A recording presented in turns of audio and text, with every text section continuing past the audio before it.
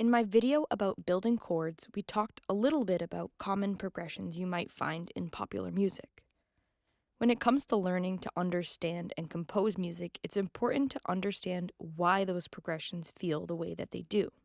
Knowing this can help you define the mood or sound you're looking for, and thus create the progressions that accurately match the vision in your head. This is what's commonly referred to as harmonic function. This is an analysis of the relationship between chords and the tonal center of the song, and explains the tendencies that certain chords have in regard to movement in a progression. So in other words, we know that 2-5-1 is a very common chord progression, but harmonic function will tell us why that is.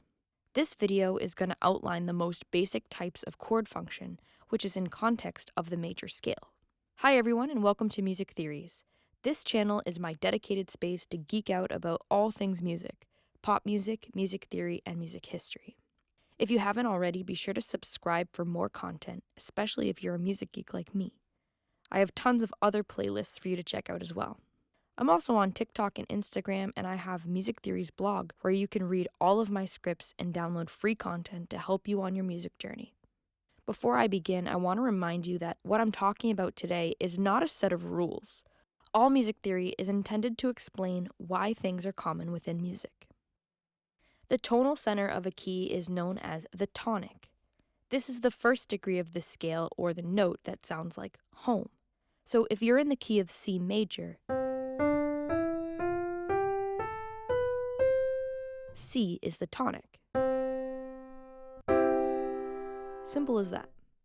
It's common for a song to begin on the tonic both melodically and harmonically, but not necessary and often not the case. However, it's less common that a song doesn't end on the tonic. When it comes to composing, the tonic is the chord that you'd typically resolve to. If you want something to sound complete, that is the answer. Go to the tonic. When it comes to resolving in music, this is something that's very natural to humans. It's the idea of tension and release. If I play this, I can guarantee your mind filled in the blank at the end. Our ear wants to hear that the tension is being resolved, but not only from T to Do. We hear other notes of the scale wanting to fall into place. You can hear and also feel this tension when you sing certain notes in the scale. Try to sing these as I demonstrate. Re wants to fall into Do. Fa wants to fall into Mi. Understanding these natural tendencies will make harmonic function a lot easier to internalize. Anyway, in regard to the scale, the tonic note will be labeled with a number 1. The tonic chord will be a Roman numeral 1. This system applies to the rest of the scale and chords as well. The tonic chord is the 1 chord in the key, which is made up of 1, 3, and 5. Let's take C major, for example. The notes in a C major chord are C, E, and G. This chord is our tonal center. However, the 3 minor and the 6 minor chords contain 2 out of 3 of these notes. For this reason, the 3 minor and the 6 minor chords in a major key can also sound tonic, though they won't resolve quite as nicely.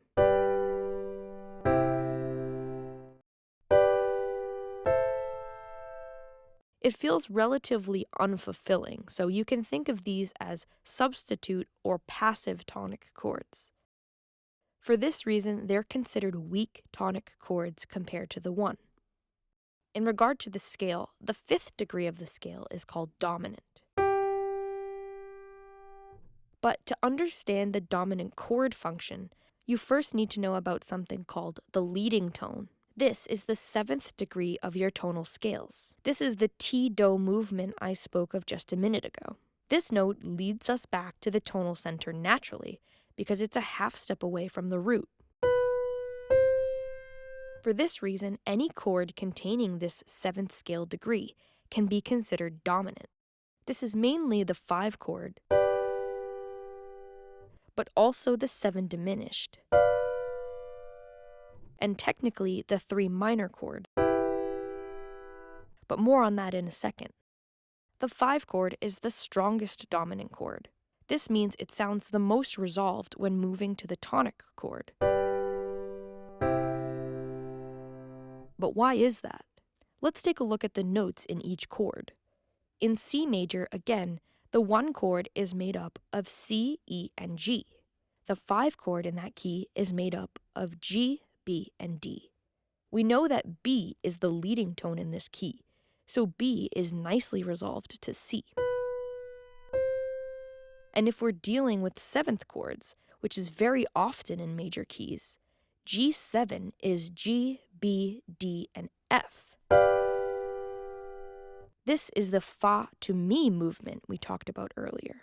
F falls into E. This is why 5/7 to 1 is so incredibly popular throughout music. The gravity of those chord tones relative to the tonic is very heavy, and thus it's a very satisfying harmonic movement. The 7 diminished is made up of B, D, and F. Of course, the B and D both resolve to C, and the F resolves to E, another very satisfying harmonic movement.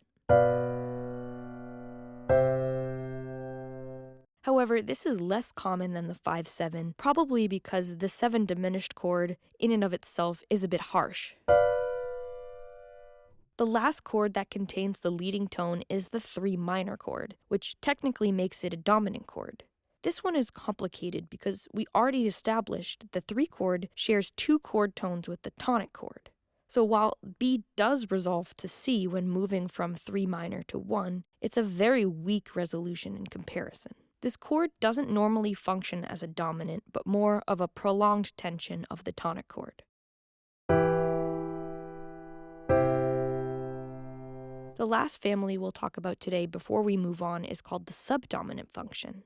The 4th degree of this scale is the subdominant. Subdominant chords are basically any other chord in the key that isn't considered tonic or dominant, which is the 4 chord and the 2 minor chord.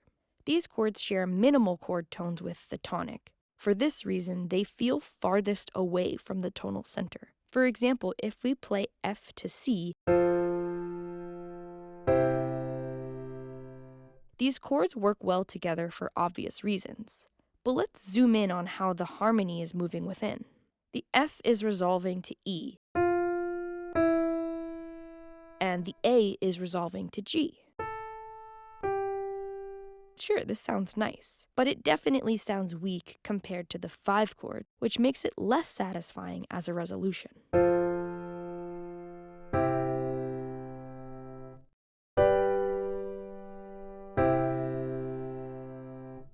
This also leads us into our last topic for today, which is cadences. The word cadence derives from a Latin word that translates to a falling, appropriate considering all of those resolutions we spoke of earlier.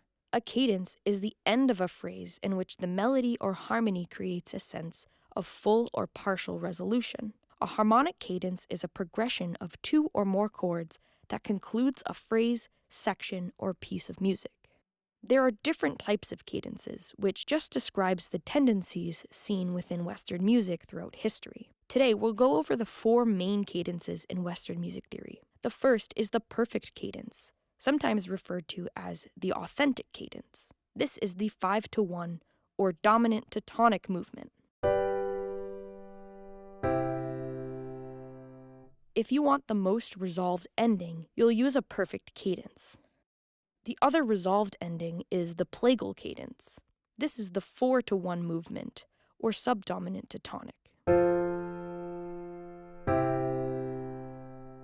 Some people refer to this as the amen cadence. If you get it, you get it. While a plagal cadence does feel finished or resolved, it's a softer resolution than the perfect cadence, for reasons explained earlier. If you have a cadence that ends on the 5 chord, it's what's called a half cadence, or an imperfect cadence. This cadence feels like it should continue, or it's unfinished.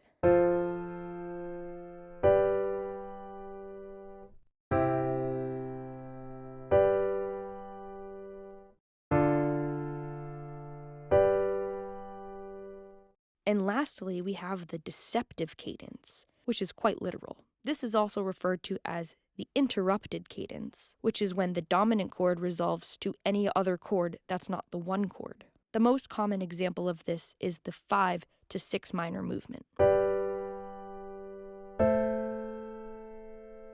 When it comes to writing chord progressions, it's a good starting point to think about how you want to end your song. Do you want it to sound finished or unfinished? This can also be useful if you're transcribing a chord progression. The more you hear a perfect cadence, the faster you recognize it. Well, that's all for this one. I hope you found this helpful.